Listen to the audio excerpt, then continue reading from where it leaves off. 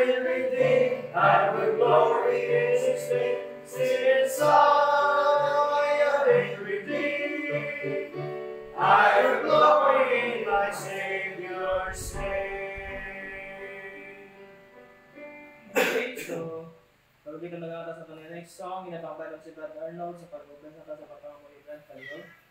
Umay nga lang itundos ng balaan Lord at salamat sa sininga at lao sa iyo. Ari kami naman at tilipon kami katungkol sa imo mga pulong, kamay. Salamat sa tarantanan sa bilog na simana na nagligat. Diyan sa bisan ko sa mga dispensa ng mga kaintangan. Imo ka wala mo kami ipabayaan. Salamat kay Mihari. Kaya si Bradis nga kaupo lang mo man niya kapag study sa iyong pulong. May sa sininga alat bangon na simana kinatugyan na naman sa iyong pagdaran para kahit malusahon nga wala nga kami may mahimo sa sininga kalimutan sa tapos salamat sa imo nga kami mo kinaka-professional na kinaumigan. Kaya salamat amay na sa ating ang nagadala sa isang pulong na sa study kami Lord sa Romans sa imo taga sila sa wisdom subong na lang kapabati ng kasagaan sa wisdom. Amen. Okay, next song, page 8. Jesus saves. Page 8. Jesus saves.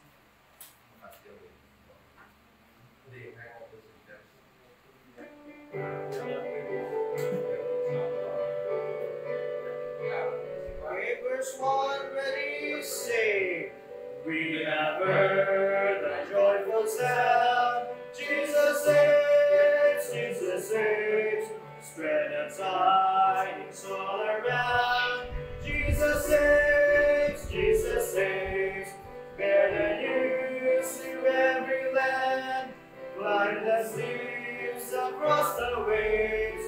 Onward is the Lord's command. Jesus saves, verse 2. Walking on the rolling tide. Jesus saves, give the sinners far and wide. Jesus saves, singing islands of the sea, echo back the ocean waves, earth shall sing her jubilee. Jesus saves, verse 3.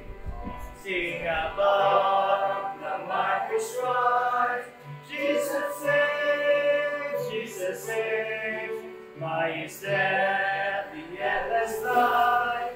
Jesus saves, singing softly through the gloom. When the heart of mercy quakes, sing the cry of mortal tomb. Jesus saves, that's the verse. Give the wings, the mighty voice. Jesus saves, let the nations now rejoice. Jesus saves, shouts of nation full and free, highest hills and deepest waves, this our song of victory. Jesus saves,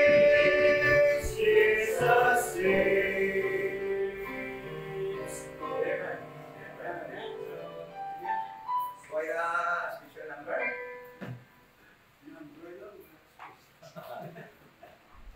Sibon, hindi ko kilala ko ay wala, sibon. So, mayroong agagid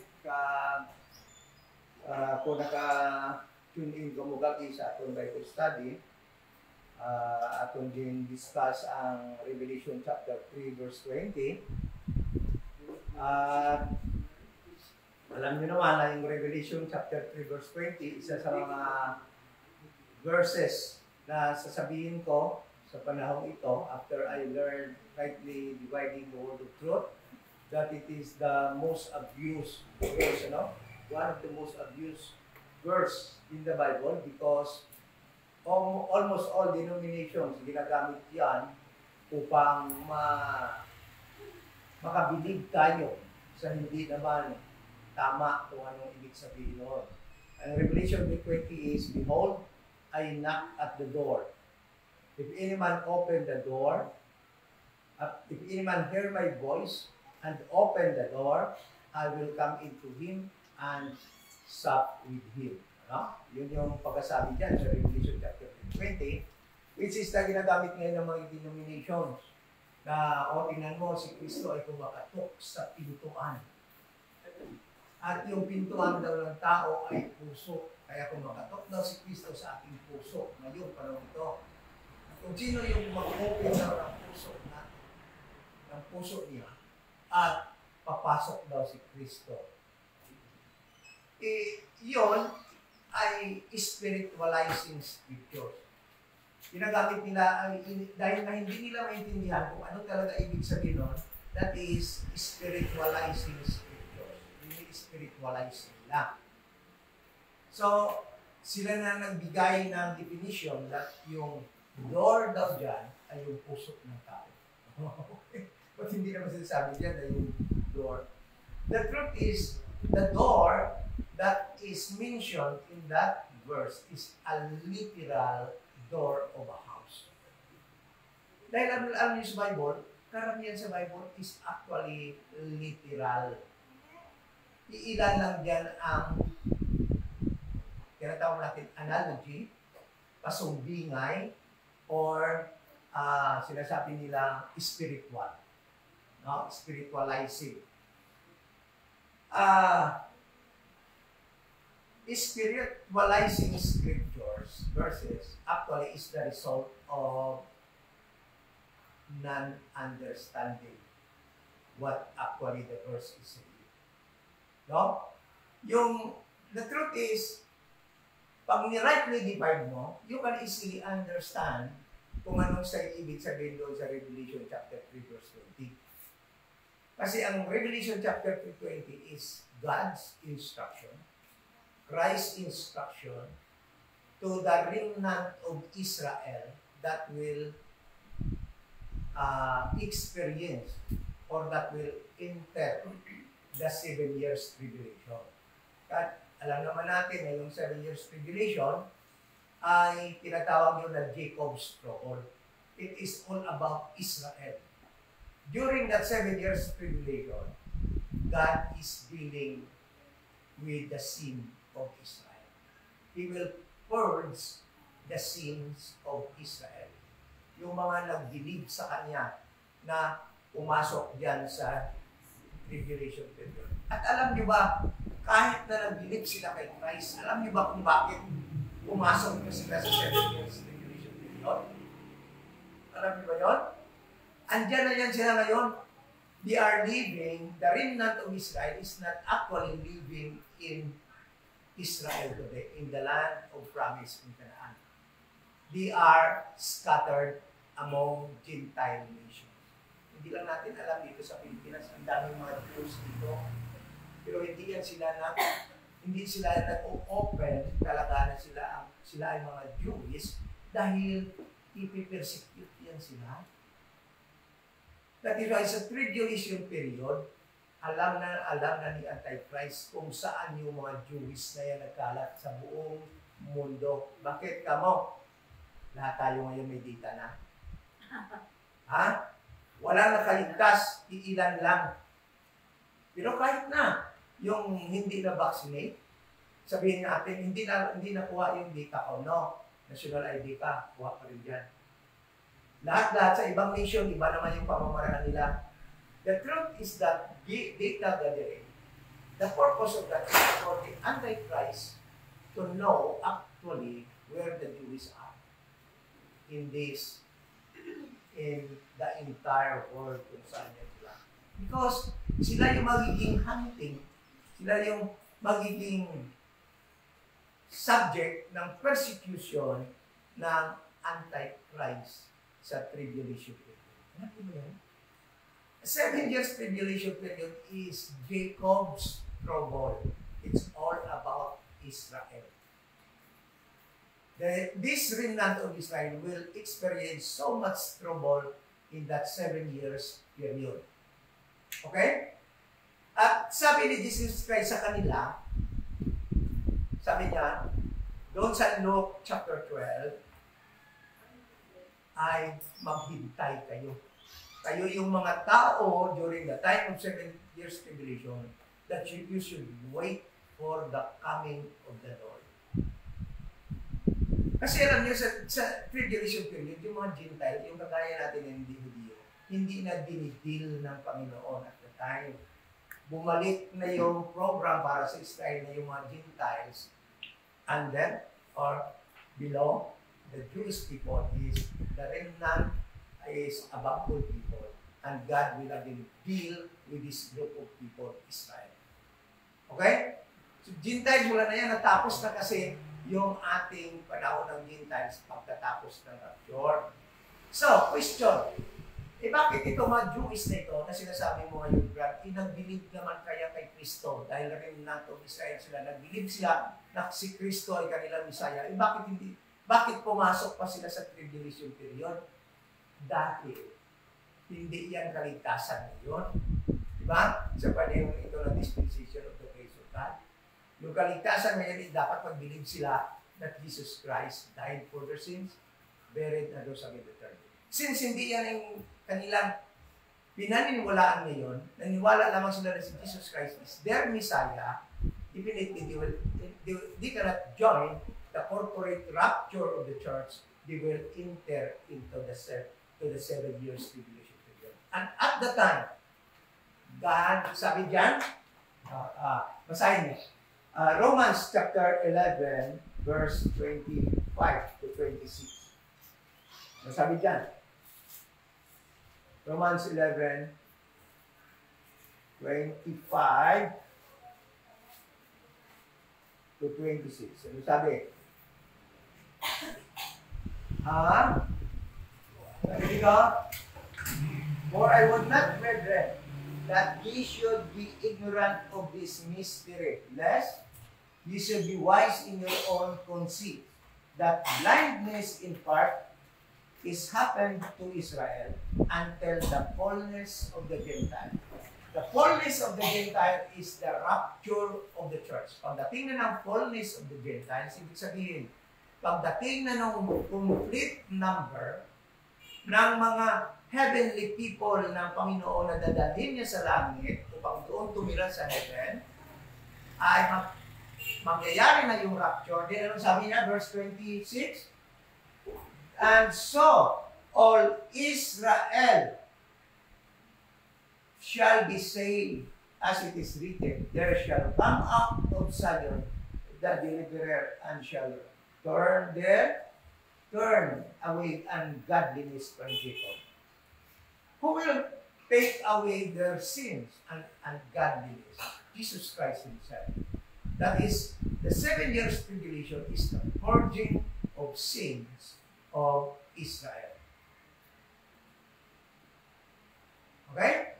So, sa 7 years tribulation na yan, lalo na sa first half, this Antichrist will begin persecuting the Jewish people in the Gentile countries. Okay? Then, these people will be needing help. Mangailangan ito sila ng tulong, kaya yung mga Gentile na tutulong sa kanila, halimbawa, they will strip of their what? Of their houses. Kukuhaan sila ng bahay, kukuhaan sila ng mga rights. Kasi, alam nyo, they are foreigner in the Gentile countries. So, since the whole world is being headed, controlled by the Antichrist, he can easily manipulate governments to confiscate their properties, their houses. And this remnant of Israel will be needing help. Kung Gentile ka, tutulungan mo sila, sabi sa Matthew chapter 25, yun yung sabi, kasi gutom ako, pinakain mo ako. Hubad ako, dinamitan mo ako.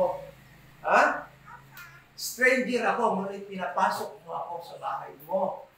Nakulong ako, ngunit dinalaw mo ako. Sabi ni Christ, sabi ng mga tao, sabi ng mga Gentile na naligtas dyan, Lord, saan kami namin nakita na gutom ka, na pinakain mo namin? Sabi ni Kristo, kung ginawa niyo ito sa aking brethren, ibig sabihin, ginawa niyo ito sa aking kapatid na Jewish din, ginawa niyo na yan sa akin. Ha? Kaya maintindihan natin yung mga salita ni Kristo na yan. At it will happen during the 7 years tribulation period.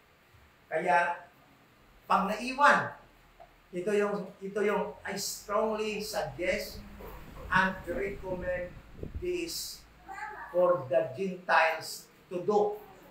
I strongly recommend this. Pag naiwan ka sa rapture, maghanap ka ng Hudiyo sa locality nyo. Tulungan mo pagdating ng 7 years. You will be saved. Wala nang kailangan doon ang mga Gentiles. Tapos na kasi ang panahon para sa kanila. Itong program na ito na dispensation of grace. Okay? God is dealing people dispensationally. And at the time, kasi yun lang sabi doon sa Bible, yung mga Gentiles, meron kasing judgment of nations na mangyayari pagdating ni Jesus Christ upang establish ang kanyang kingdom. At yun ang mangyayari. Yung mga Gentiles na andyan sa tribulation period na buhay pagkatapos ng 7 years tribulation, hindi namatay sa persecution, nakasurvive sila sa 7 years, there will be judgment of nations pagdating dito. Ibig sabihin, judgment ng mga Gentiles. At ang Bible nagsasabi, yung ituturing na sheep at ilalagay sa kanan ni Kristo ay yung mga tumulong sa mga Jewish na nangangailangan ng tulong sa panahon ng 7 years. Yung mga hindi nagtulong, sinegregate, nilagay sa kaliwa ni Christ, din sabi ni Christ, depart from me. Depart from me, and this group of people will be cast alive into the lake of fire. Alam niyo na pag-reign ng si Jesus Christ, somewhere in Israel, there is a place that will be open, and that is the door to hell. At doon inuhulog ni Kristo yung mga hindi sasang-ayon sa kanyang gobyerno pag siya na ang hari siya. Buhay itatapon doon. New world na yan. Ha? New world. Yan, sa pag-umpisa mismo ng kanyang kingdom. Andiyan yan. Okay? So, sa tribulation period, sa second half ng tribulation period, these people, the remnant of Israel, ay igagather, iikunin niya ng Panginoon. Ha? At dadalhin niya, anong sabi doon sa Revelation chapter 12, verse 14? Ito yun. Revelation chapter 12, verse 14. Ito yun. Sabi dito, and to the woman, Israel, ang woman dito Israel, were given 2 wings of a great eagle, that she might fly into the wilderness, into her place, where she is nourished for a time and times and half a times from the face of the serpent. Sa second half ng tribulation period, after the first half, the 3.5 years, that they will be in the Gentile countries asking for help. Because they will be persecuted, i-persecute sila ni Antichrist. Alam niyo yung mga Gentiles at this time. Yes, you cannot buy also kung hindi ka magpatatak. Hindi ka naman makanegosyo. But the focus of Antichrist persecution is the Jewish people. Ha? Dahil maghahari kasi doon sa Israel. So, ang mangyayari ngayon, yung mga sa Israel na ando doon ngayon, they will easily accept Christ, the Antichrist as their leader. Because the truth is, they are not the remnant of Israel. Sa mukha pa lang, kilala nyo na, alam nyo na eh. Yung nagsisilita niya ako, mukhang Arab ba yan? Mukhang Middle East ba yan? Hindi na eh. Kasi sila yung mga tao na pinadala ng British government after they defeated the Ottoman Empire. Na siya naghahari doon sa area na yan after sa Roman Empire. Diba? So, yung mga tao na yan, they are not Jewish. The true Jewish remnant that are Christ believer, the true Messianic church today are scattered among Gentile nations. Alam niyo, may mga Messianic na si Christopher de Leon ilahing Jewish. Yung mukha ng tapang. Ha? Yung mukha ng matapang. Hindi talaga maputi, di ba?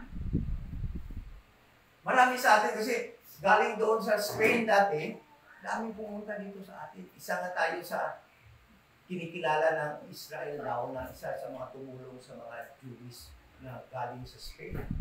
Latino. Pinalayas din sila doon ng king. Yung pag-exodus nila sa Spain noon, ay para rin yung pag-exodus nila sa Egypt. Marami silang mga gold, iba kinakain nila para meron silang wealth na madala. Because they are being abused din doon sa Spain during the time by King Philip.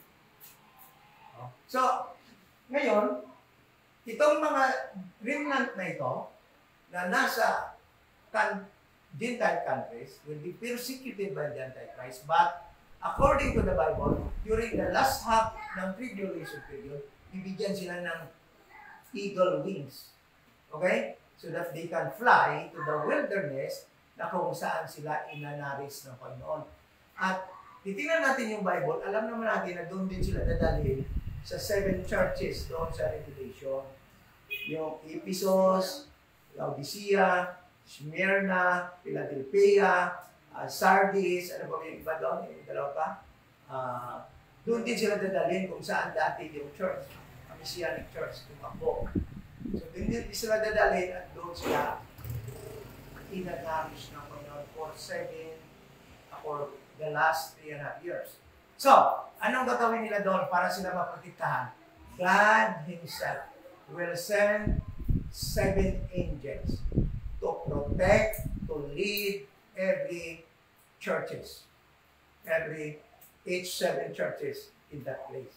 Merong angel. Hindi pastor. Yung mga pastor, papadayaw ka agad. Tingnan nyo, yung mga pastor, kasi hindi sila daw ang leader ng church. Tawag sa Biblia, angel. No, literal na angel yun.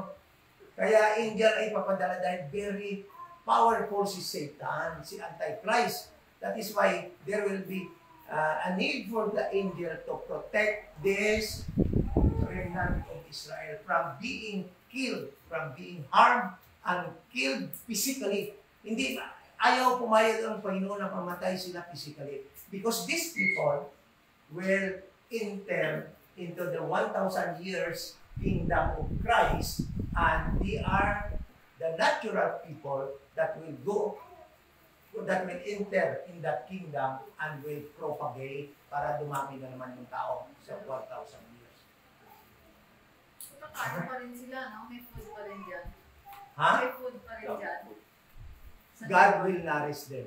Anong may food saan? Dyan may pagkain. Sa 1,000 years o sa doon sa pagtago sa kanila ng Panginoon? Sa 1,000 years. Yes.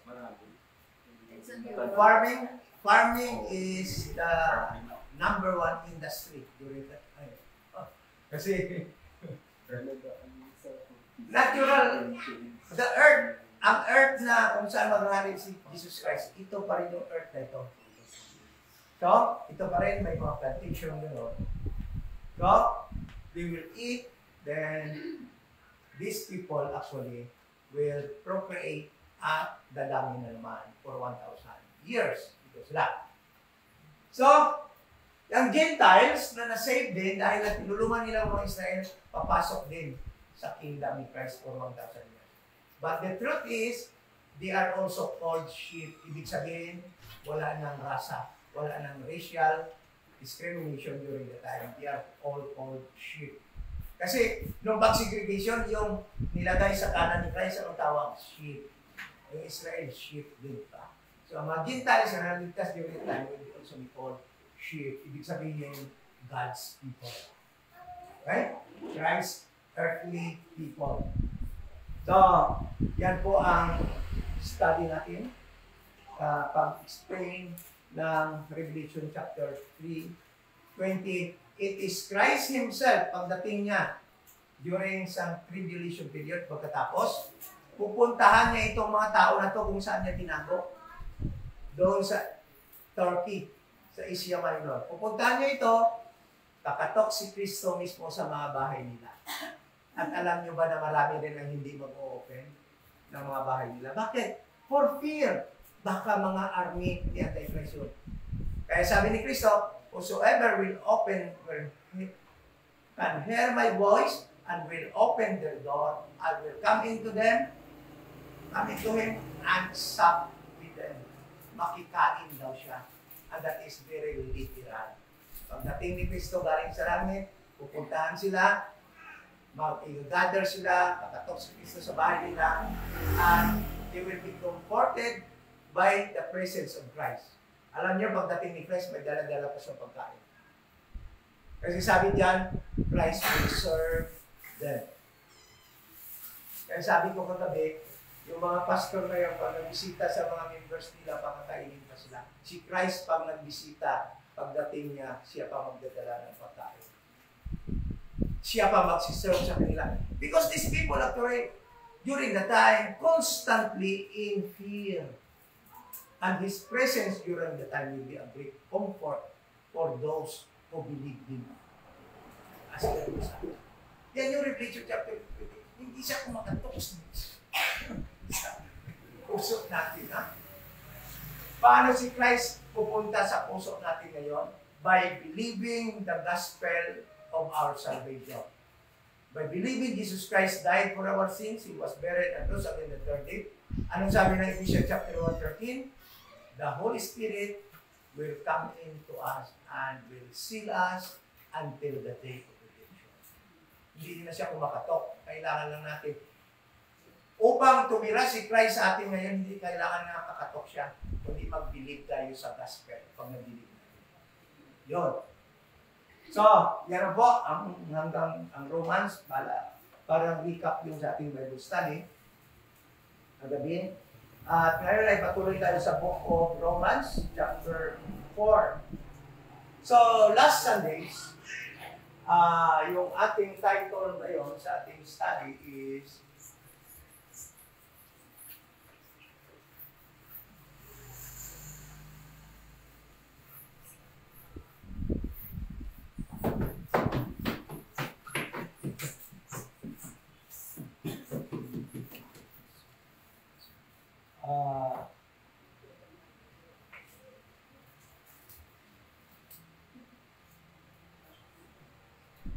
justification by faith. No? So, by faith. Romans chapter 4. The whole chapter of Romans, chapter 4, yan po ang ating makikita po dito. So last Sunday, napag-aralan natin yung part 2 ng righteousness, no, without the law. At yan naman ang makita natin sa chapter 3. Pagkatapos, pinakita ni Apostol Paul that yung mga Jewish people ay hindi na ma-justify ng kanilang law that was given by God to Moses, and all people were declared by God as sinners under this dispensation of the grace of God. Then, diniklara ni Apostol Paul na since all people, no one can be justified by the deeds of the law, sabi ni Apostol Paul. So, God declared all people under sin. Ma-Jewish naman, na chosen people ng Panginoon in time past, sa panahon ito ng dispensation of the grace of God, sabi ni Apostol Paul, wala na. Nahulog na sila sa level ng Gentiles so that all people can be declared by God as sinners. But there is good news. There is still good news according to Apostle Paul. That in this but now period, that in this dispensation of the grace of God since Acts 9, there is a new program called Mystery Program, the dispensation of the grace of God. It is also called But Now. But Now. The But Now period. That a person can be righteous in the sight of God by the faith of Jesus Christ. Okay? Not by the law, not by observing the law, not by being a choosing people of God, but by the faith of Christ. Okay? So, before the but now period, ibig sabihin, at this part, here, from here to here, there are many ways to be righteous in the sight of God. Okay? Sa time ni Adan, time ni Abel, naging righteous sila by believing God and sacrificing animal. Di ba? Ngayon, nagsasacrifice tayo ng animal. Wala, di ba? O bakit? Sa kanila lang yun. Pag nag-believe sila na sa God, ngunit hindi sila mag-sacrifice ng animal, they will not consider righteous in the sight of God. Anong nangyari kay Cain? Dahil yung kanyang sacrifice hindi animal, tinanggap ba ng Panginoon? Nag-believe din naman si Cain na there is God. Okay? But hindi niya sinunod ang procedure ng Panginoon upang maging righteous siya sa mata ng Panginoon. Ang kanyang in-offer, sacrifice, ay mga gulay. So, hindi tinanggap. Okay? Sa panahon ni Noah must believe in God, which was true in the life of Noah and his family, but it was not enough. They must build an ark. Mas mahirap na dito. Magawa pa sila ng ark, then at the same time, will sacrifice animal sacrifices. To be saved, to become righteous in the sight of God. Pagdating naman kay Abraham, to be righteous, he believes in God, but it was already counted to him as righteousness. Wala pa siyang ginawa. So magtataka ka, bakit si Abraham, yung pag-believe pa lang niya sa God without doing anything, nagiging righteous na siya. Tinanggap na ng Panginoon kanyang righteousness. Alam nyo, hindi nangyari yan dito sa kanila, sa mga tao dito. Tinanggap lang kanilang righteousness dito.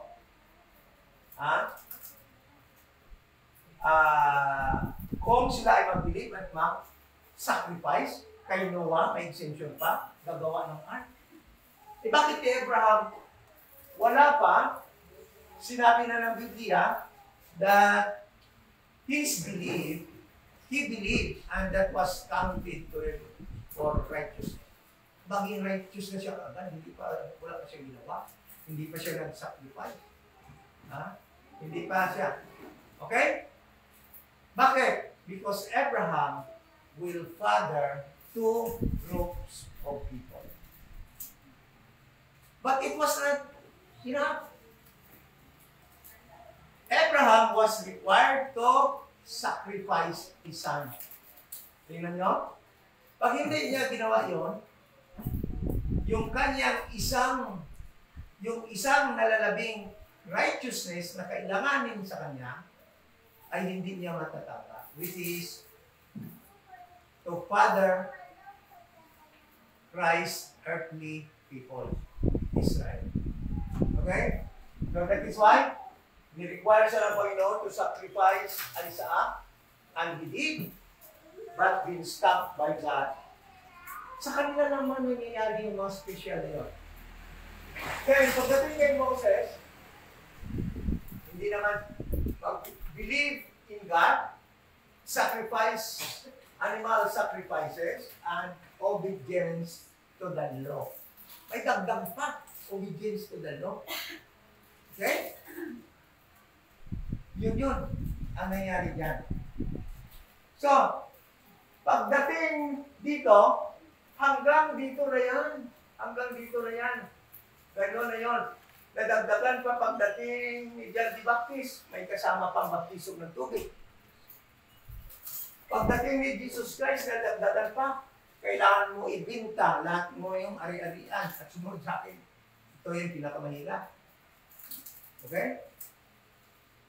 Then, pagdating ng mga apostles, kailangan mag-believe in the name of the Lord Jesus Christ. Then, lahat-lahat, sacrifices, animal sacrifices, lahat-lahat ng temple ordinances, susundin din. The law of Moses, susundin din. Di ba? Ngunit, pagdating sa panahong ito, the dispensation of the grace of God, a person can only be righteous by the faith of Christ. Tingnan mo naman, hindi ka na righteous dahil pamatay ka nag-believe ka na that there is God, papatay ka ng animal, i-offer mo, hindi ka magiging righteous sa kanya ngayon. Okay? Gagawin mo baka sabihin mo, gagawin ko yung ginawa ni Abraham. Yung panganay ko nga anak na lalaki, i-offer ko rin. Huwag mong biro-biro na ganyan. Hindi ka makarating ng salita ng Panginoon na, Arnold, huwag mo na ituloy yan. Baka mapatay mo ang panganay mo. Nang wala sa lugar. Huwag mong gawin yan. Dahil kay Abraham lang yun. Ngayon, sabi ng Biblia, sabi ni Apostol Paul, but now, sa ngayon, present time, ang but now, sabi niya, a person can only be justified by the faith of Christ. What is the faith of Christ? It was explained already in the past sessions natin. Napag-aralan na natin yan sa mga nagliligat natin nga pagtuon sa chapter 3, kung ano yung faith of Christ. Okay? So ngayon naman, sinabi na naman ni Paul dito sa chapter 4. Sabi niya, but before that, let us first pray. Ama na banal, sa muli na lumalapit kami sa iyo. Salamat sa iyong presence sa aming mga buhay. Salamat pagsilyo sa amin until the day of redemption. At alam namin kung paano naging sa amin ang Holy Spirit na yung presence sa amin. Not by hearing a knock from the Lord at the door, but by hearing the gospel of the grace of God, that after we believe, we are sealed by the Holy Spirit until the day of redemption. Salamat sa truth na yan. At sana maliwanagan pa rin kami sa aming patuloy na pag-aral ng series sa Book of Romans. Ngayon sa chapter 4, awa po ay maliwanagan kami ng mga katotohanan na nakasulat dito, rightly divided. We pray in Jesus' name. Amen. So, Bago ako magpatuloy sa ating mga online friends, kung kayo po ay nangyayalangan ng salvation, wala na po kayong dapat gawin kundi mag-believe, mananampalataya na si Jesus Christ ay namatay. Bayad po natin kasalanan, siya ay inilibing at nabuhay muli sa ikatlong araw. Yan lang po ang inyong paniniwalaan, pananampalatayaan. At wala na po iba. So, sabi niya dito, in verse 29 of chapter 3, before we proceed to chapter 4, sabi niya dito, seeing, verse 29, is He the God of the Jews only? Is He not also of the Gentiles? Yes, of the Gentiles also. Alam nyo, itong verse na ito, this will be spoken kung sasabihin ito ni Apostol Paul during this time, he will be immediately be killed. Alam niyo ba yan? Bakit? Kasi hindi matanggap-tanggap ng Israel na yung Diyos nila ay Diyos din ng mga Gentile. Okay? Sa totoo lang, kung hindi natin mag-aralan ng Bible rightly divided, sigurado ako, sasabihin ko sa inyo, ang Bible ay malaking contradiction. At hindi na ako maniniwala agad sa Bible. Bakit? Sabi sa Ephesians chapter 2, verse 11 and 12, Gentiles without God. Okay? Sabi in Ephesians chapter 2, that Gentiles, yung hindi mga Jews, in time past, kailan yung time past na yun? From Acts chapter 8 back to Genesis, sabi dyan, back to chapter 12. Back to chapter 12 of Genesis, Gentiles are without God, without Christ, strangers from the covenant and promises of God to Israel. Without God. Bakit dito may meron ng God? Sabi dito ni Paul, God na rin ng mga Gentiles ang God ng Israel. Bakit? Dahil Paul was talking to the group of people that are living from Acts 9 up to Romans chapter 11 verse 25, the fullness of the Gentile. Na kung saan hindi nagdidil ang God ng Israel kundi lahat ng tao without particular race na rasa. Kaya tingnan mo, sabi ni Paul, sa panahon ito ng but now period, dispensation of the grace of God, ang God ng mga Israel ay God na rin ng Gentile. Okay? So, sabi niya, that is why in verse 4, sabi niya dito, what shall we say then that Abraham, our father, as pertaining to the flesh, hath found? So, ibig sabihin ni Paul, tandaan natin that since Romans chapter 3, Paul was talking to the saved people in Rome, including the Jewish people, at ginamit niya dito ang Jewish. Umpisa pa sa chapter 3 verse 1, sinasabi niya ang kanyang topic dito is to tell the Jewish people that they are no longer chosen. Okay? So kaya ang sabi dito sa verse 1 of chapter 4, what shall we say then? That Abraham, our father, as pertaining to the flesh, hath found. Si Abraham ba? Ay nagiging father, no? Is ng lahat ng tao ay sa flesh lamang, referring to the Jewish people.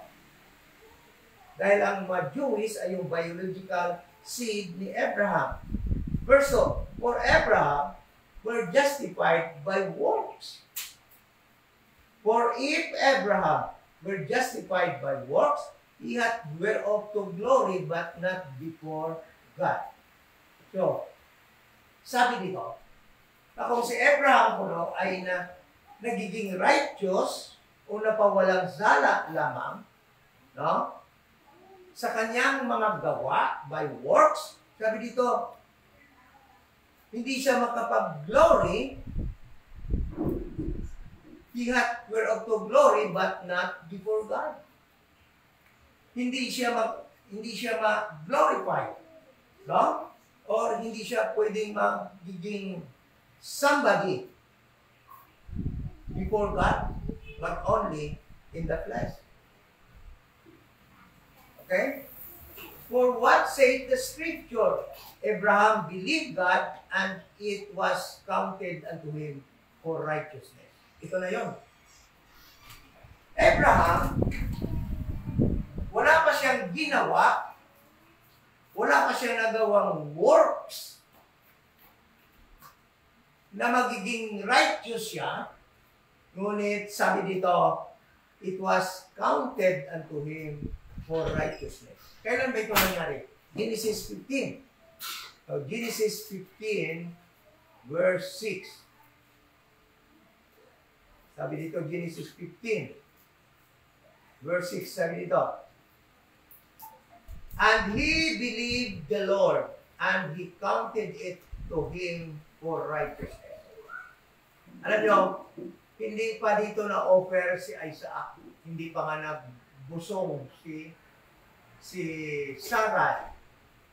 Ngunit, righteous na in the sight of God si Abraham because he believed doing nothing. He believed God's promises that God will do what God has spoken unto him. Kung ano mang sinabi ng Panginoon sa kanya, nag-believe siya, nagagawin ng Panginoon yun, at sabi ng verse, it was counted to him for righteousness. Okay. So, yan yung ginagamit ngayon ni Paul na righteousness by faith na tinuturo niya sa panahon ito ng dispensation of the grace of God.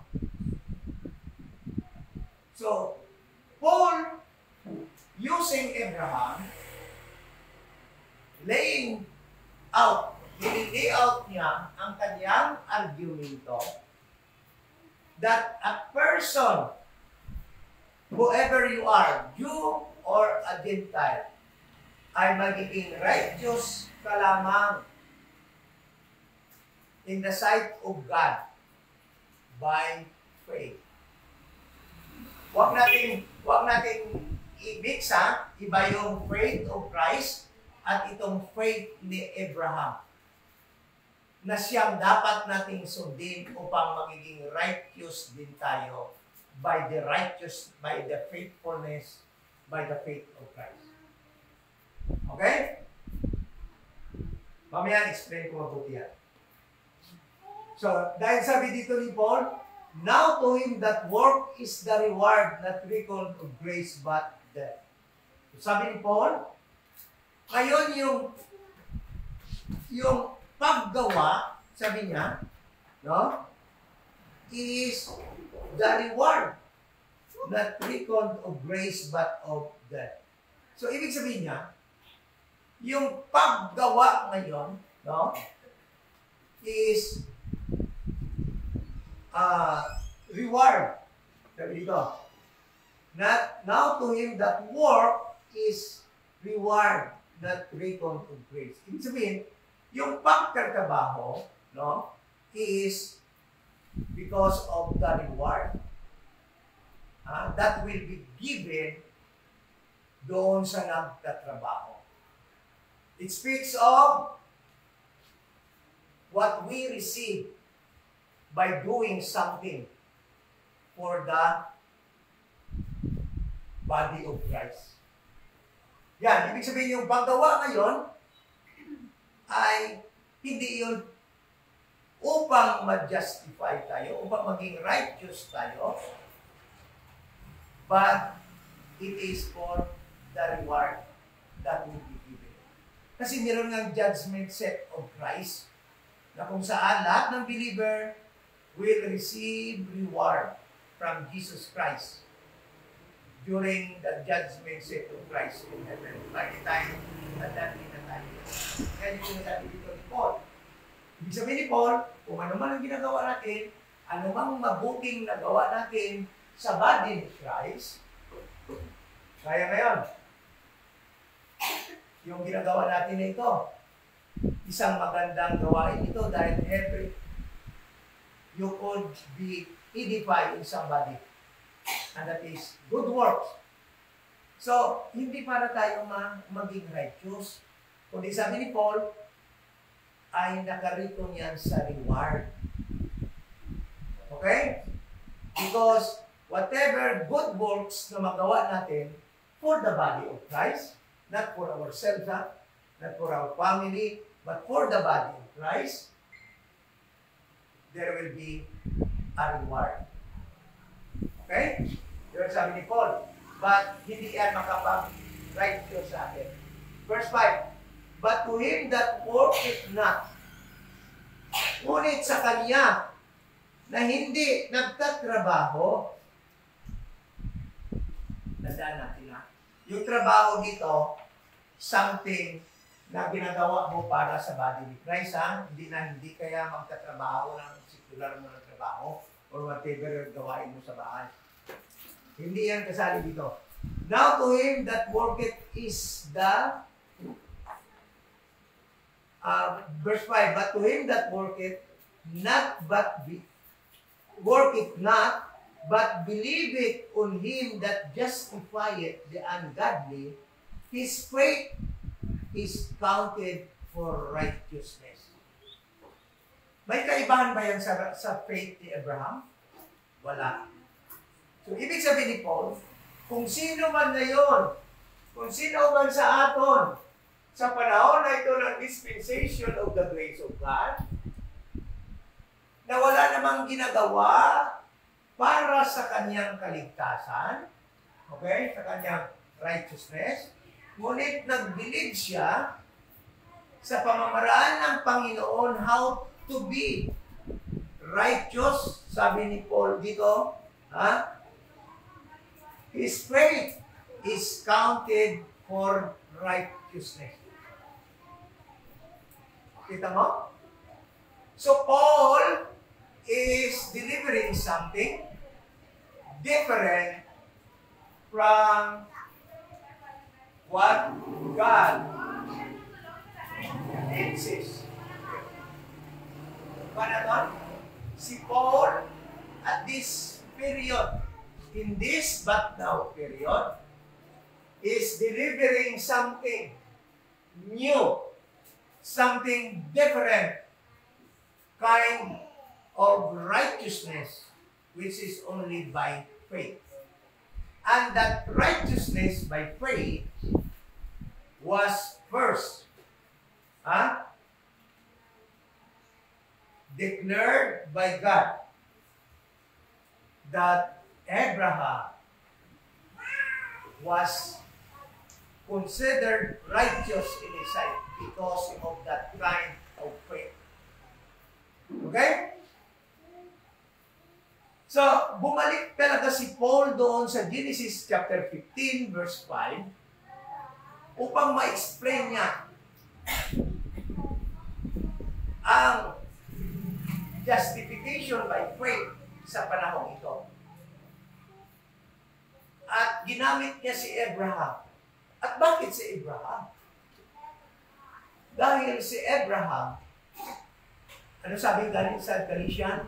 Abraham is our father in the faith. Hindi natin nagiging ama si Abraham dahil sa kanyang biological na linyata. Nagiging ama natin si Abraham dahil sa kanyang faith in God. that made God declared Abraham righteous in his sight because of that kind of faith.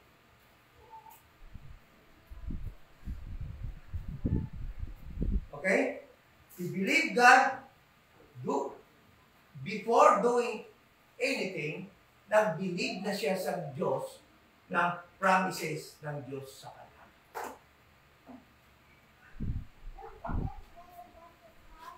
Okay.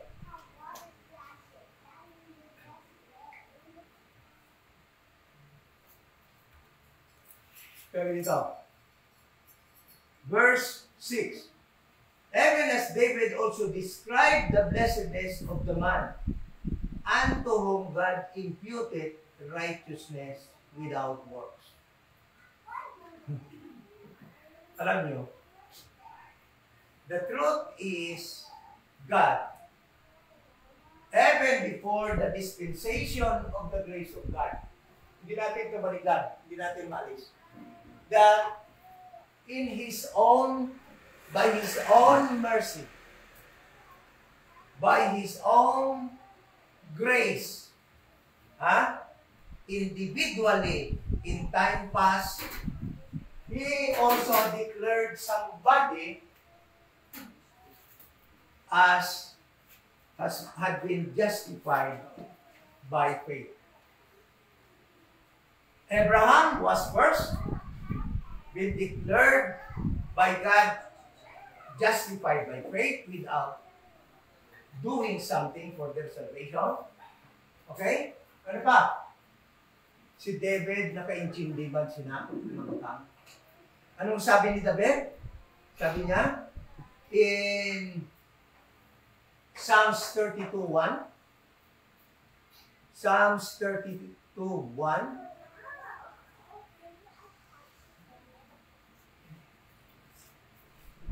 Psalms 32, verse 1. Ano ang balik? Blessed is he whose transgression is forgiven, whose sin is covered. Tignan nyo? Even in time past, there are people na alam natin that we're saved by faith. But not sa time, sa dispensation of the grace of God. That God is offering faith to all people.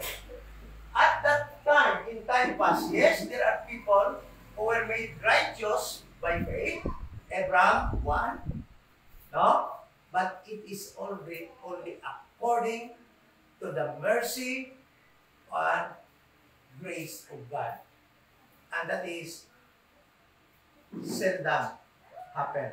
Or individual lamang. Hindi sa lahat ginagawa ng Panginoon. Okay?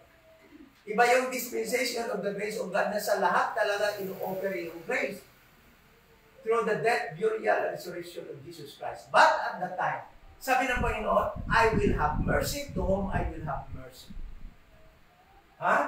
Kung kay sino saya gusto magkaluoy, it's up to him. It is his call. Being God. Nobody can question that.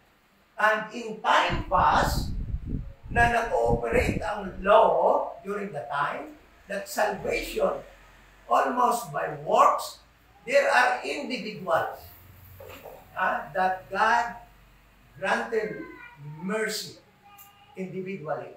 Like Abraham, he was declared righteous without doing anything.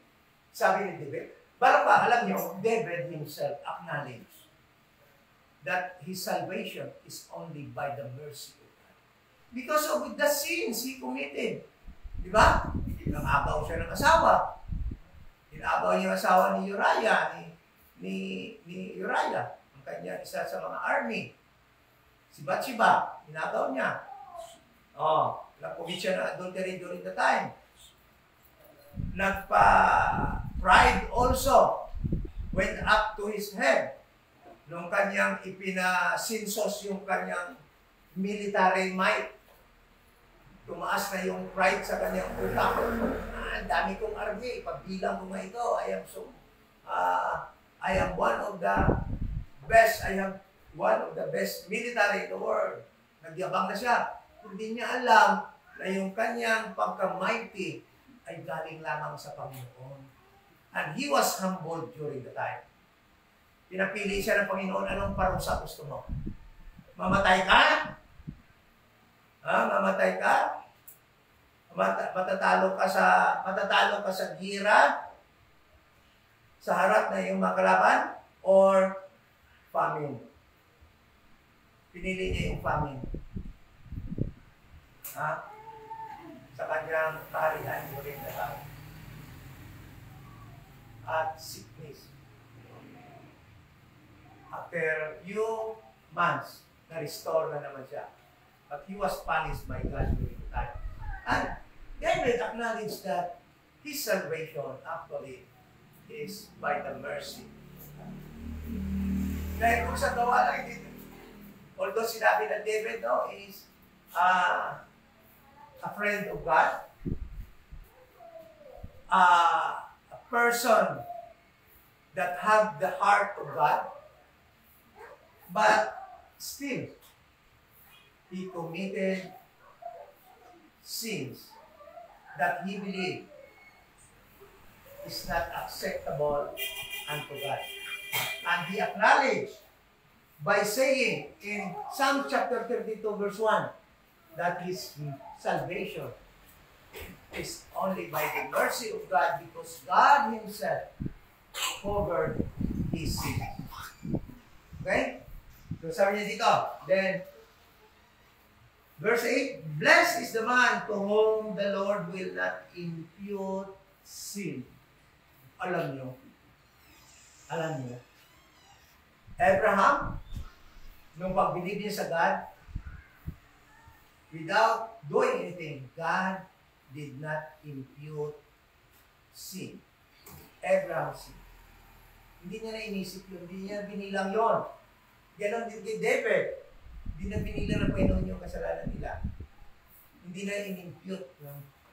But, alam nyo, sa panahon ng dispensation of the grace of God, lahat tayo, hindi binibilang ng Diyos ang kasalanan natin. God is not imputing a single sin sa imo account sa panahon ito. Kahit nagkasala ka na, sabi pa rin ng Panginoon, grace, tanggapin mo yung grace. Believe the death, burial, and resurrection of Jesus. Yun pa rin yung offer niya.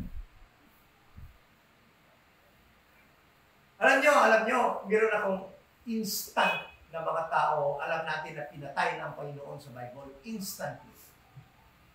Sino yung malala nyo pinatay ng Panginoon instantly? Sa Bible? Yung bang naging asin? Sino? Asawa nila. Pwede rin. Yung anak ni Samuel na dalawa na nagmaman doon sa tabernacle worship sa panahon ni Samuel. Samuel ba yun? Yung priest dati, yes? Yung dalawa niyang anak na nakialam doon ng mga pagkain doon sa temple, mga ano doon. Pinatay ng Panginoon yun. Yung nagtulong doon sa tabernacle habang binubuhat ng mga tauhan ni Joshua at tumakilid lang. Yung intention, maganda pa. Tutulong lang para hindi matumba. Patay ka ka. Dahil bawal nga sa hindi Levite ang mag-touch ng showcase. Ano ba yun? Ark of the Covenant. Oo, Ark of the Covenant. Bawal nga sa hindi Levite. Hindi siya Levite, tumulong siya. Nung habang binubuhat, natapisod yung nagdadala, tinulungan niya na hindi matumba. Patay siya kagad doon. Alam nyo, that was instant. Ngunit sa panahon ito, kahit anong ginagawa mo, sabihin ko sa'yo, God will not kill you. God is not killing somebody. Kaya, huwag natin sabihin, tingnan mo ito si yung God believer, pinatay na ng Panginoon. Hindi pinatay na. hindi natin alam kung sino pumatay yun, yung mga kubrad niya na biologista, yung mga supplier niya, o yung police talaga, yung mga sa utos natin. Hindi natin alam yun. But definitely, not that. Because God's still offering to that person grace. Kaya kung sana kung somebody nakasabi sa kanya at nag-believe, yun, ligtas pa yun. You know? Ganon ngayon in this dispensation of the grace of God. Kaya sabi ko, blessed is the man whom the Lord will not impute sin. And that is true. This verse is very true for all people in this dispensation of the grace of God. Bakit? We are all so blessed. We are all blessed in this dispensation of the grace of God because God is not imputing sin to anybody today. What God is offering? Grace.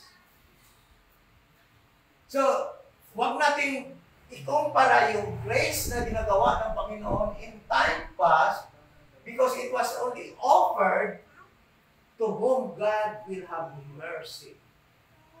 To anybody na kanyang pipiliin. Pinili niya si Abraham, pinili niya si David. Okay? But sa panahon ito, lahat ng tao, ano mang kasalanan mo, hindi ibig sabihin na, magpakasalanan lang tayo dahil hindi naman pala kinakount ng Panginoon. Eh sige, bahala ka. Magpakasalanan ka, tingnan natin kung hindi ka habulin ng ating law of the land. Doon ka magtitiis. Okay? Halimbawa, magnakaw tayo, total, hindi naman tayo inaano ng Panginoon. Wala, magnakaw tayo, inuupira pa rin tayo ng grace. Tingnan natin kung di ka makulong. Yung problema mo yan. Pag nakulong ka, sabihin mo naman, Lord, bakit mo naman ako lang dinala dito? Kasalanan mo yan What you sow, you reap. That is God's principle and that is working every day. Okay? Yung principle na yan. So, God is offering grace. Blessed is the man to whom the Lord will not impute sin. And at this moment of time, Paul was referring, we are so blessed at this moment, in this dispensation of the grace of God, because God do not count sin. Alam mo, kung nag-iisip lang, kung binibilang ngayon yung Panginoon, according to the degree of sin na magawa natin, kagaya ng dati meron naman nakagagawa ng sin. Meron naman hindi namamatay ka agad. But yung tumulong, namatay ka agad. Yung anak ni Samuel na nakialam doon sa mga offering doon sa worship nila dati, sa tent, pinatay ka agad ng Panginoon. Ngunit meron naman nagkasala na hindi ka agad pinatay. Depende sa degree ng kasalanan. But sa time na ito, wala. Sabi niyo, ganun pala ngayon? Ganun ang grace. Ganun ang grace sa dispensation of the grace of God. Kaya pinatawag yan, God is dispensing grace. Bibigyan ko kayo ng example na tinatawag na dispensation. Okay. So, ang word na dispensation, ibig sabihin, yung kanyang binibigay or dinidispense. Ano ba yung dinidispense? Kagaya ng, bigyan ko yung example, gaya ng merong mga coffee machine ngayon, di ba? Coffee machine, mga dispenser. Okay. Merong isa dyan, nag-gripo, okay? Na-dispense siya coffee. Okay? Yung isa, chocolate. Okay? So, ang isa dito, soft drinks. So, pag dito ka, magsahod ng baso mo, anong matatanggap mo? Kung dito, coffee. Kung dito, chocolate. Kung dito, soft drinks. Okay? So, sa panahon ito, God is dispensing grace. Wala talagang halo yun. It is pure grace ang kanyang i-dispense. Kaya kahit ano pa ang kasalanan natin sa panahon ito, God's still waiting, operate grace. He is not imputing sin. Wala siya nag-i-impute ng sin. Kaya sabi ni David, blessed is the man. Bakit hindi ka happy? Bakit happy? Bakit dapat tayo magiging happy sa panahon ito? Dahil, alam nyo, kailan lang kayo naka-believe sa gospel of the grace of God? Diba sa atin, senior na, diba? Ako senior. Wala pa, hindi pa na ako senior noon. 2020, hindi pa. Kasi nung baptist ako, wala talaga yun. It's a waste of time, money, everything. Okay? 2020 lang ako naka-believe sa gospel of the grace of God. Ibiruin mo yun. Ilan na yun for 50 plus years? Kung ang Panginoon sa time na ito nagdi-dispense ng wrath, ay matagal na siguro niya akong pinatay. Bakit? Huwag ko na lang sabihin yung mga kasalanan ko. Wag na lang po. Magagalit yung asawa ko. Huwag na lang. Pero, I'm worthy of death. Sa ating lahat. Kaya pala hindi ako pinatay ng Panginoon dahil grace pa rin yung ino-offer niya. At I am so blessed. Why? Because for that period of time, hindi ka pa blessed doon kaya hindi ka pa napatay. Hindi ka pa niya, dahil hindi nga siya pumapatay.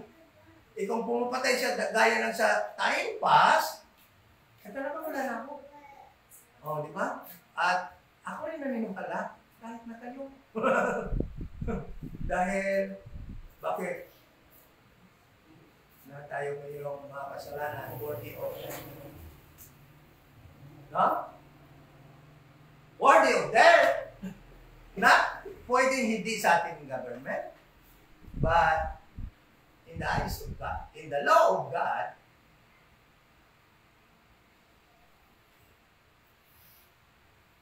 isa pa nga yan eh.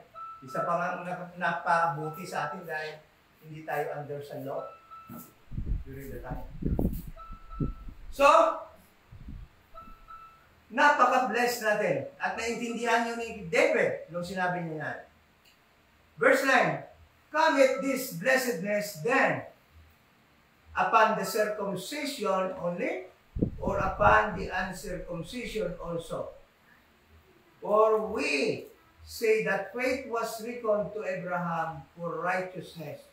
How was it then reckoned? When he was in circumcision or in uncircumcision? In uncircumcision, not in circumcision, but in uncircumcision. Okay. Tingnan nyo ha. Genesis. Punta tayo sa Genesis. Ibig sabihin dito ni Paul, ibig dito sabihin niya, kailan bang dumating itong blessedness na ito? Kailan ba dumating that Abraham been righteous in the sight of God? Nung siya ba ay na-circumcise na or nung hindi pa siya na-circumcise? Alam niyo si Abraham, matanda na nang ma-circumcise.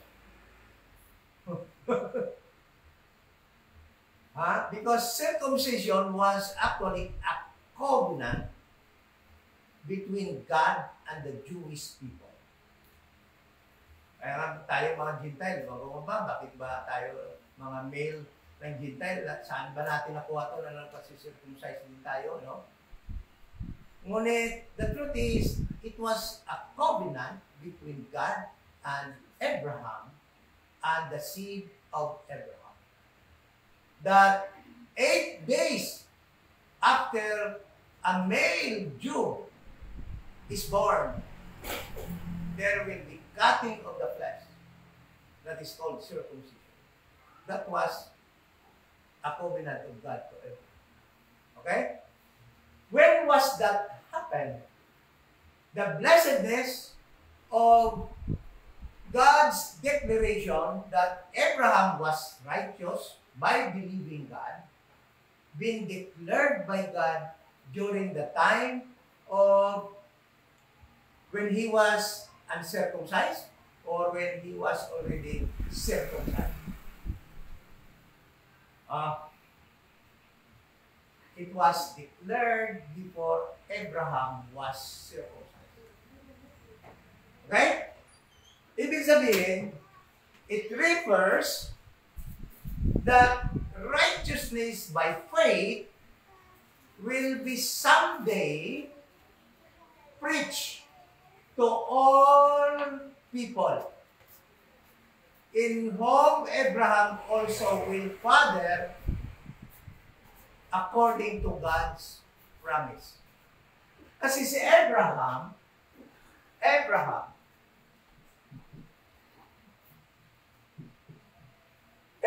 sa una, later on, God changed his name to Abraham, will father two groups of people. That is why ang kanyang blessedness, ang kanyang declaration, ang kanyang pagka-righteous was declared before he was circumcised, because he will father two groups of people. Okay? He will father the circumcision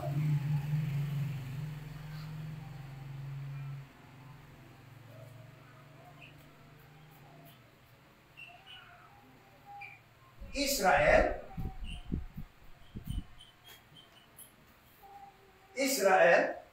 and he will also father the uncircumcision.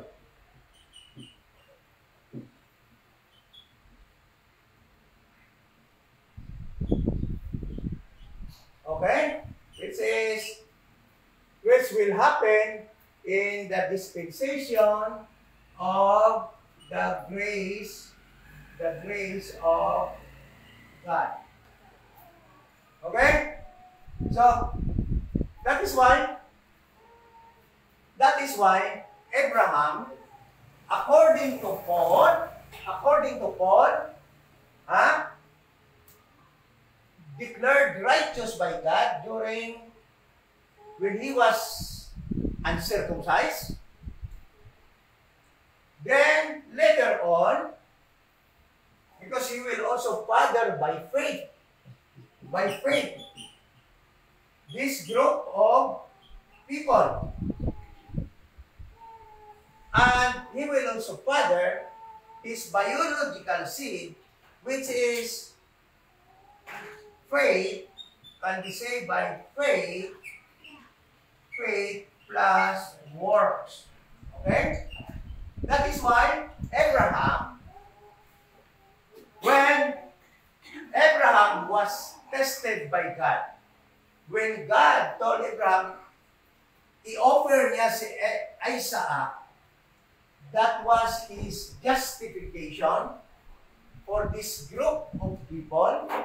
But when he believed, before doing nothing, in Genesis 15:5, it was his justification for this group of people whom he will also father in the future. Kailan natin naging father si Abraham na mga Gentiles? In this dispensation of the grace of God, because of his faith. And his faith is our pattern for our justification without works. Okay? That is why ginamit siya ni Paul. But James, listen to this. But James, in the book of James, alam mo pag nakita si Paul at saka si James, alam niyo, natatawa ako. Minsan pag binabasa ko itong dalawang libro to, natatawa ako. Iniisip ko, paano kaya pag nakita si James at saka si Paul, ano? Siguro, pambihirang debate yun. Hindi! Hindi si Abraham, hindi siya hindi, sabi ni James, hindi na-justify si Abraham kung hindi niya in-offer si Abraham si Isaac, and that is by works. Sabi naman ni Paul, hindi, na-justify siya before pa. Before pa. Hindi pa nga siya na-circumcise during the time. Dahil nga, magiging father siya. No, but I will tell you this. Paul has a better understanding than James. Why? Paul knew very well this one, that Abraham will be the father of this circumcision, but James do not understand this one. Okay? Kaya, palagay ko, pag nagkita yung dalawa, si Paul there will be a lot of explanation by Paul to be accepted by James. And siguro it was discussed during what? During the conference in Jerusalem in Acts chapter 15 and on the account of Paul in Galatians chapter 2. It was discussed there. Okay? You see, let us read James. James chapter 2. James chapter 2. Kasi, magkaiba itong dalawa ito. James, after we finish James, tingnan mo. What? Verse 14. What does it profit by brethren, though many, Two. Verse 17, 17, sabi dito. Verse 14. What does it profit, my brethren, though a man say he hath faith and have no works, can faith save him? Kaya tingnan mo si James, no? James was also using Abraham as example. Paul was also using James, Paul. Both of them use Abraham as example in justifying their arguments. Paul, by saying that a person can only be justified by faith. While James used also Abraham by saying that a person cannot only be justified by faith, but also by works. So, but first of all, how can we reconcile these words of James and Paul? First, titingnan natin that they have separate or different audience. Okay? Iba ang kanilang kausap. Iba yung kanilang kausap. Iba din yung kay James kausap. Yung kausap ni James ay nasa James 1:1. Ito yung sinusulatan ni James. James, a servant of God and of the Lord Jesus Christ, to the 12 tribes of Israel. So yung kausap ni James ay yung mga Hudyo lamang. While Paul was talking to all people, regardless of race, sa panahon ito ng dispensation of the grace of God. Okay? Yan yung unang clue upang maintindihan natin ito. So sabi ni James, if a brother or sister be naked and destitute of daily food, and one of you say unto them, depart in peace, be ye warm and filled, notwithstanding ye give them not those things which are needful to the body, what does it profit?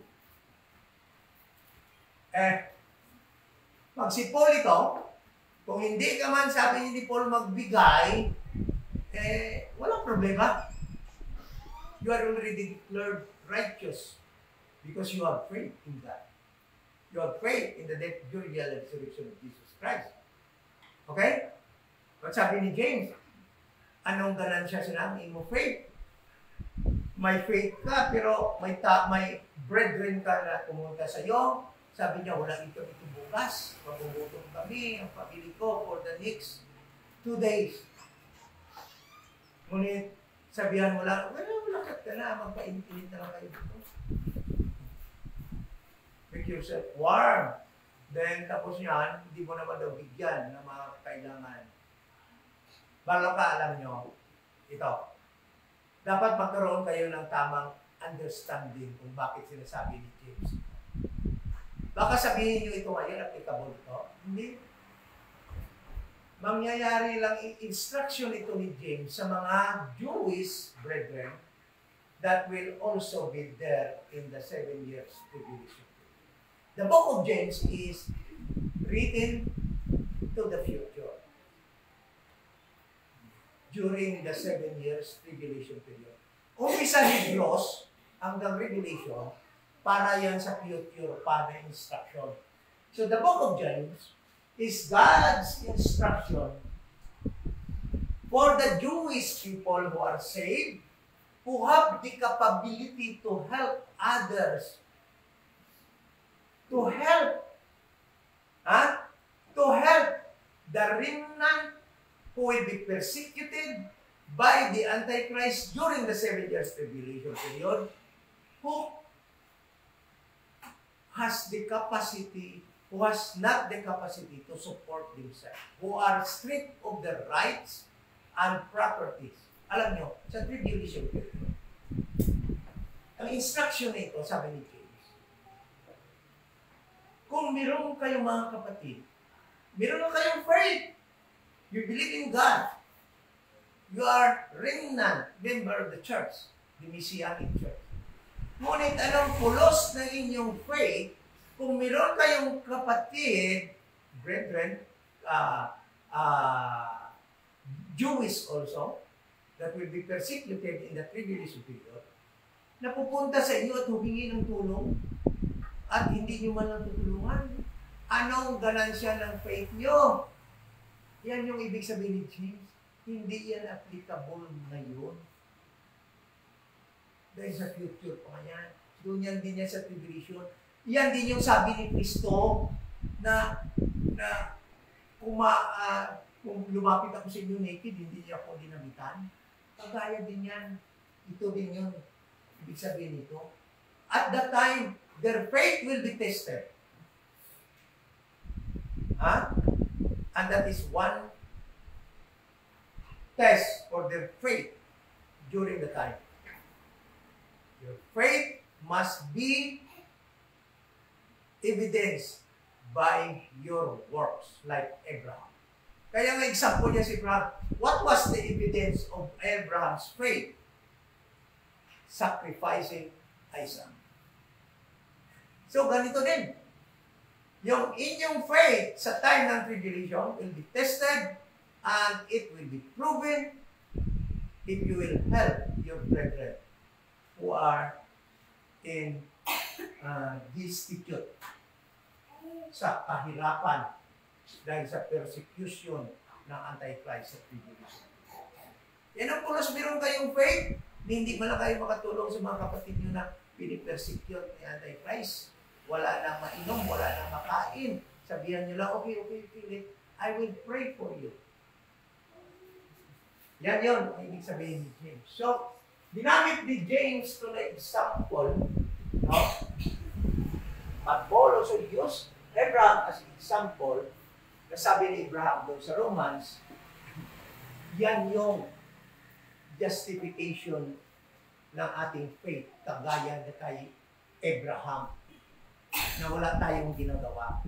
Dahil yung gawa ngayon ay nakarikon lamang yan sa reward. Okay? So Romans, balik tayo sa Romans chapter 4. Sabi dito, next. How was it then reckoned when he was in circumcision or in uncircumcision? not in circumcision, but in uncircumcision. Tingnan natin, Genesis 17:10. Kailan ba na-circumcise si Abraham? Genesis 7:10. Tingnan mo. This day, Genesis 17:10, this is my covenant which ye shall keep between me and you, and the seed after thee, every man child among you shall be circumcised. Okay? Then Abraham, verse 24, and Abraham was 90 years old and 9 when he was circumcised in the flesh of his foreskin. When was Abraham declared by God righteous? When he was still uncircumcised. In Genesis chapter 15, verse 5. Kailan siya na-circumcised? Genesis chapter 17 na. Century old na si Abraham bago na-circumcised. At dami na anak siguro ni Abraham dito. 99 years old. So, Paul, bakit ba ginagamit ito ni Paul na example? So that Paul here is laying down his argument that in this but now period, no man shall be justified by the deeds of the law, by any works, but in this dispensation of the grace of God, a person can only be justified by faith. It is different from the faith of Christ. Christ's faith,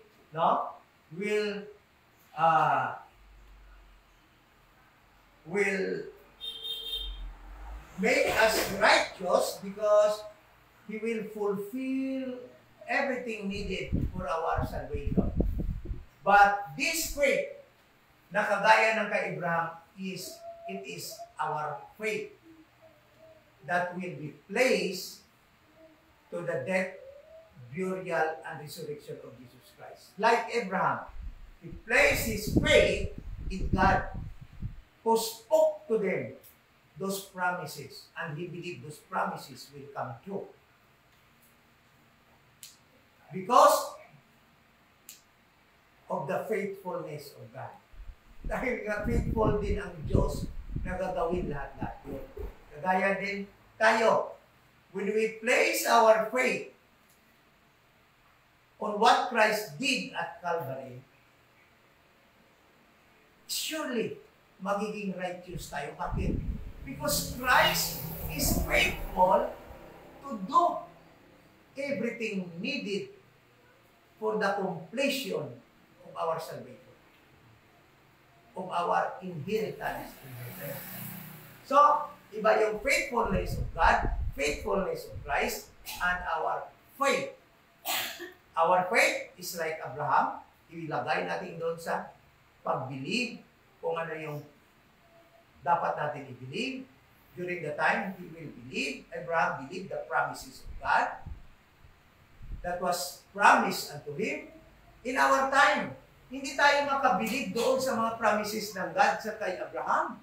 Hindi tayo makabilib doon para ma-declare tayo righteous by faith. What we do today is to believe what Christ did on the cross for us to be declared righteous by faith. Okay? So, then, sabi niya dito, anong oras na? 11:52. Meron pang kalahating oras. Bago. Verse ano pala tayo Then, verse 11. And he received the sign of circumcision as seal of the righteousness of the faith which he had, yet being uncircumcised, that he might be the father of them that believe, though they be not circumcised, that righteousness might be imputed unto them.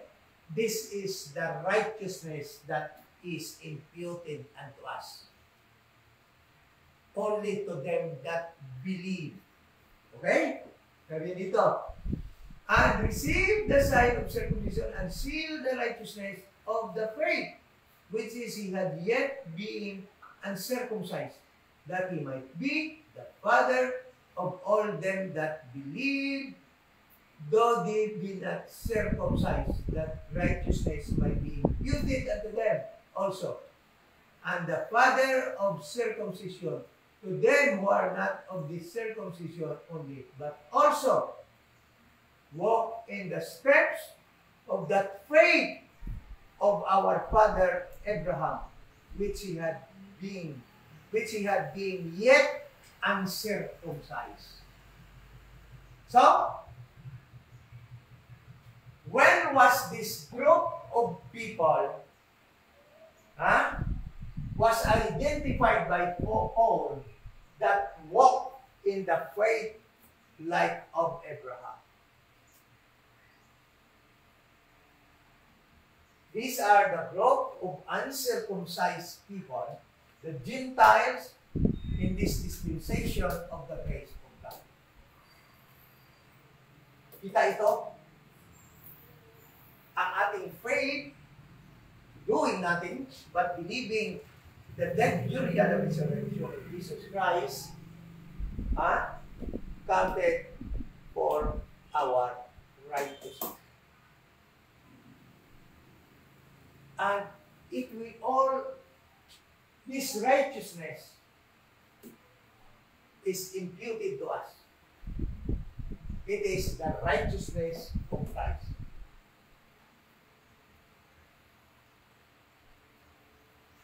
This period of time. Kaya tingnan mo, talagang yung program ng Panginoon para sa Israel, iba talaga. Pag binasa mo yun, talaga namang hindi talaga sila magkatugma sa program na binigay kay Paul. Bakit? Kasi nga, dito, yung nagiging ama si Abraham sa mga circumcision, the program is called prophetic program. It is prophesied and will be fulfilled by God in the future. It is made known.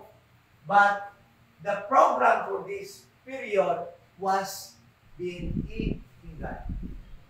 It was only declared or revealed first unto this person, Paul, who wrote the instruction for us today in this dispensation of the grace of God, alin sa Romans hasta sa Kaya kung basahan mo yung Romans ng pilimunan, mali nga, na daw kontra mali sa ginahambal ni Christ dito sa Matthew, Mark, Luke, andyan. No. Sila dito sa Matthew, Mark, Luke, andyan, sa Matthew 20, verse 20, Jesus Christ gave Himself a ransom for many. Eh bakit sa Timothy sabi naman ni Paul, Jesus Christ gave Himself a ransom for all. Eh bakit for all na? Dahil sa panahon ito, salvation is for all. The gospel is for all. Whether you are a Jew or a Gentile. But at this moment of time, the gospel of the kingdom is only for Israel. The earthly people of God who will inherit the earth. But we, the people saved in this program, is God's earth, heavenly people. That is why rapture is for us. While bodily resurrection is for Israel. Because pagdating dito, pagkatapos ng tribulation period, bababa si Christ, din maghahari sa lupang ito. At yung mga tao na kanyang pagharian, sila Peter,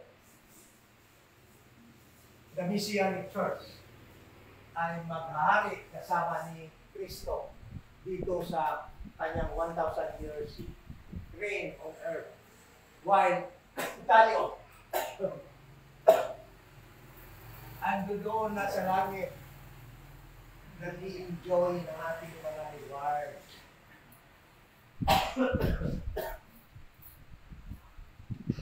Tingnan mo yan. Ganda talaga ng Bible pag ating maintindihan. Hindi tayo aasa sa mga promises na hindi sa atin. Yung asa natin, yung talagang promises na para sa atin. Hindi yung mga angkin tayo nung para sa Israel. Okay? At yan yung mga ginagawa ng mga denomination. Kaya nga meron silang type, meron mga ano, dahil sa Israel yun eh. Eh tayo ngayon, we are not after to build big buildings. The truth is, the church, sa panahon nila ni Paul, ay nagtatagpo-tagpo lamang sa mga bahay-bahay. That is called church, house church. There is so much burden for people na hala, sige, giving. That is why makita mo, yung mga pastors ngayon, pambira yung madidinig mo na lang sa pulpito tungkol sa pera kasi gusto nila magtayo ng malalaking mga building. We can gather in a house. We can study the Word of God in a house shop. And study. What is important is the Word of God, not the buildings. Then you will give so much burden for people na magtrabaho para ibigay sa iyo dahil magpapatayo ka ng building. Diba? Then, papakainin mo pa yung mga pastor. Mag-conference. Alam niyo kung mag-conference sa mga churches? Kawawa yung mga media. May time na may pwede pa. Mag-iipon pa ng pera para ipakain sa mga bisita ng mga pastor kung saan lugar. Kung may mga anak pa na asawa ng pastor, mag-aakot pa kayo dahil baka mga anak na yun, wala iba pa. Alam niyo, doon na dismaya yung mga kapatid ko dati ng baptist pa. O dinala ko doon sa simbahan sa Negros, Cadiz. Hindi ando na sila. Madalas na sila nagsisimba. Kasi ako naging talent sa nila, pastor ako ng baptist. No? Doon na sila, sabi nila, community sila, grabe naman.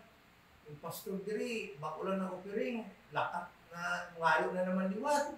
May tight na, may opiring pa, may building opiring pa, may mission opiring pa. Tapos may bisita ng pastor, yung asawa kabuso, managbata, nangayo pa opiring. Tapos siling sa pastor, kung gahatag lang kamumayo tani ang bata ko, mapa-eskwila ko sa iluan. Siling sang utod ko, ay, ang akong galing mga bata, huwag ko kapa-eskwila o, gay lamang sa kampo. Wala na, nabismaya mga utod ko. Simaya na lang, hindi mo rin ganito makaluwas ang gospel ng ito. So muna nagigad, nagdagpo ko ito para ma-correct ang gospel. Hamang pambal nila sa akon, di ka man nagatudlo sa akon sa una. Sino ko gani, pasinsya na gani. Anong tago kay sala man to? Ako gani, 30 anyos dito na lukuman. Di ko ari ang tugtuod sa buong, ari o, tugtuan ko sila. Ang salvation, ano ulos. So I'm praying na dami nabako pag nagsulod sa ilang kasi natukuhan nila ang tama ng gospel.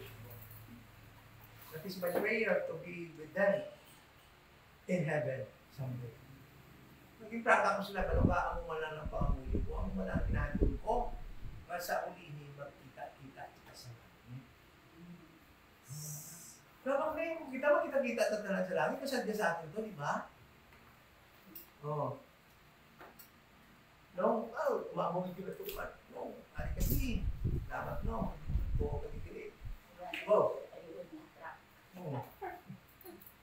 Wala ka na kayo. Kita mo? Amo kita lang ato. We're not after big buildings na amot-amot kita para ano? We are not building kingdom here. Ha? Kung may nakalusot ko na ating pastor. Dito? Oo. Batukan. Sarap na batukan. Bakit na po dapat dito? Kaya sabihin siguro, Eh, finally, nakabilib ako, di ba? Finally, nakabilib ako. Mas nag-change siya. Yung tamang gospel. Eh, talagang pwede yan. Oh. Kasi, kahit yan, kasalanan niya ang pag-preach nila ngayon, kung nag-believe sila sa gospel, God is still offering unto them grace. But then nag-change siya. Galing kay kaulubot lang wala kung makita ko tungkol kung may ara pa ba yung kaubot sa kasing-kasing na pagbuto. Hindi ko dami ko pero galing wala na lang moro sa aton to ang gate mo wala. Wala. Although diri hindi ta malikawan di ba? Dito wala na. You will welcome him. So, salamat. What we can say siguro is that thank you Lord at nakabilib ka rin ng tamang gospel. Pero palagay ko, seldom. Kasi money. Once you embrace this, you have to separate from their evil teaching. I call it evil teaching. Accursed teaching. Sabi ko. Okay? So, more Christian. Isa dyan. Pag nakita ko si Bradford lang niya pastor. Sino nga yung Pastor Bradford? Si Pastor Abuha. Oh. Di malay mo? Eh, isang mula ka pamati ng Pastor Abuha mo, kaling asaran siya. Oh. Diba? Pag nakita kami ito sa pastor ko, wow! You'll be next, You'll be next. Pag nakita pa kami doon sa taas, balik mo tayo pa.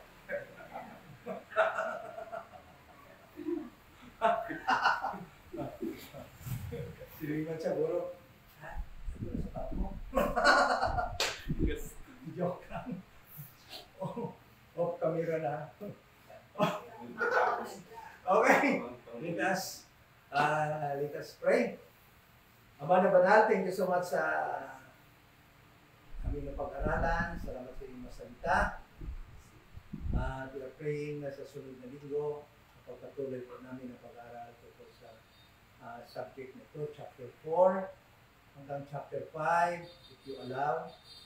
Salamat sa mga katutuhanan na nakita dito, that we provided na sa matagal na panahon nakatago sa amin dahil nga sa maling na sunod namin na katuruan from denomination.